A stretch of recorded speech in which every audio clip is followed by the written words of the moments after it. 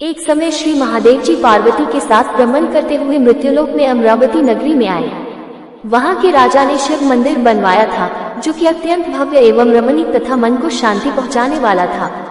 भ्रमण करते समय शिव पार्वती भी वहां ठहर गए। पार्वती जी ने कहा, हे नाथ, आओ आज इसी स्थान पर चौसपान से खेलें। खेल प्रारंभ हुआ। शिवजी कहने लगे, मैं जीतूंगा। इस प्रकार उनकी आपस में वार्तालाप होने लगी। उस समय पुजारी जी पूजा करने आए। पार्वती जी ने पूछा, पुजारी जी बताइए जीत किसकी होगी। पुजारी बोला, इस खेल में महादेव जी के समान कोई दूसरा पारंगत नहीं हो सकता, इसलिए महादेव जी ही यह बाजी जीतेंगे। परंतु हुआ उल्टा, जीत पार्वती जी की हुई। अतः पार्वती जी ने पुजारी को कोढ़ी होने का श्राप दे दिया कि तूने मिथ्या भाषण किया है। अब तो पुजारी कोढ़ी हो गया। शिव पार्वती जी दोनों वापस चले गए। कुछ समय पश्चात अप्सराएं पूजा करने आई। अप्सराओं ने पुजारी के उसके कोढ़ी होने का कारण पूछा। पुजारी ने सब बातें बता दी। अप्सराएं कहने लगी, पुजारी जी आप 16 सोमवार का व्रत करें तो शिवजी प्रसन्न होकर आपका संकट दूर करेंगे। पुजारी जी ने अप्सराओं से व्रत की विधि पूछी। अप्सराओं ने व्रत करने और व्रत के उद्यापन करने की संपूर्ण विधि बता दी। पुजारी ने विधिपूर्वक श्रद्धाभाव से व्रत प्रारंभ किया और अंत में व्रत का उद्यापन भी किया। व्रत के प्रभाव से पुजारी जी रोग मुक्त हो गए। कुछ दिनों बाद शंकर पार्वती जी पुनः उस मंदिर में आए तो पुजारी जी को रोग मुक्त देखकर पार्वती जी ने पूछा, मेरे दिए हुए श्राप से मुक्ति पाने का तुमने कौन सा उपाय किया। पुजारी जी ने कहा, हे माता, अप्सराओं द्वारा बताए गए 16 सोमवार के व्रत करने से मेरा ही कष्ट दूर हुआ है। पार्वती जी ने भी 16 सोमवार का व्रत किया, जिससे उनसे रूठे हुए कार्तिकेय जी भी अपनी माता से प्रसन्न होकर आज्ञाकारी हुए।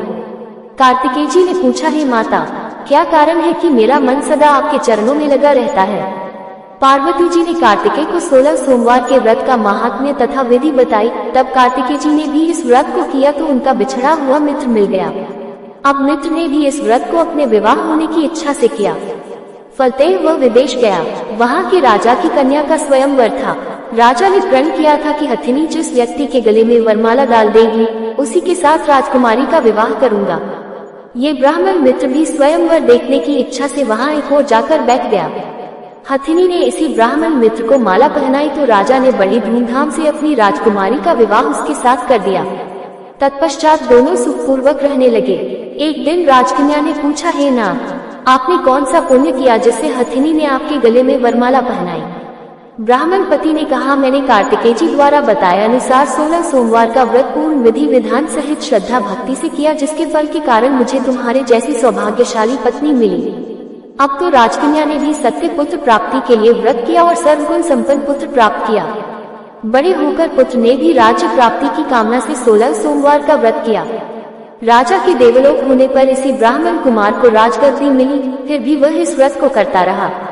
एक दिन उसने अपनी पत्नी से पूजा सामग्री शिवालय ले चलने को कहा, परंतु उसने पूजा सामग्री अपनी दासियों द्वारा भिजवा दी। जब राजा ने पूजन समाप्त किया तो आकाशवाणी हुई कि हे राजा, तुम इस पत्नी को त्याग दो, नहीं तो राजपाट से हाथ धोना पड़ेगा।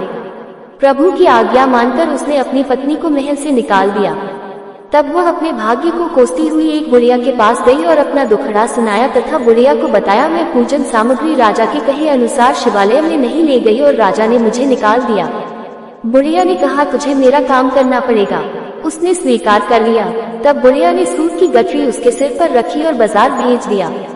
रास्ते में आंधी आई तो सिर पर रखी गठरी उड़ गई। बुढ़िया ने डांट कर उसे भगा दिया। अब रानी बुढ़िया के यहाँ से चलते चलते एक आश्रम में पहुंची। गुसाई जी उसे देखते ही समझ गए कि यह उच्च घराने की अबला विपत्ति की मारी है।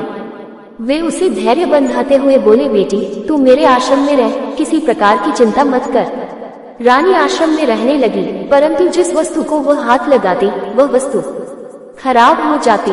ये देखकर गुसाई जी ने पूछा, बेटी किस देव के अपराध से ऐसा होता है। रानी ने बताया कि मैंने अपने पति की आज्ञा का उल्लंघन किया और शिवालय में पूजन के लिए नहीं गई, इससे मुझे घोर कष्ट उठाने पड़ रहे हैं। गुसाई जी ने शिव जी से उसके कुशलक्षेम के लिए प्रार्थना की और कहा, बेटी तुम 16 सोमवार का व्रत विधि के अनुसार करो। तब रानी ने विधिपूर्वक व्रत पूर्ण किया।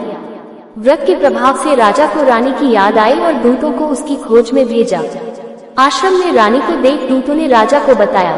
तब राजा ने वहां जाकर गुसाई जी से कहा, महाराज यह मेरी पत्नी है, मैंने इसका परित्याग कर दिया था, कृपया इसे मेरे साथ जाने की आज्ञा दें। शिवजी की कृपा से प्रतिवर्ष 16 सोमवार का व्रत करते हुए वे आनंद से रहने लगे और अंत में शिवलोक को प्राप्त हुए।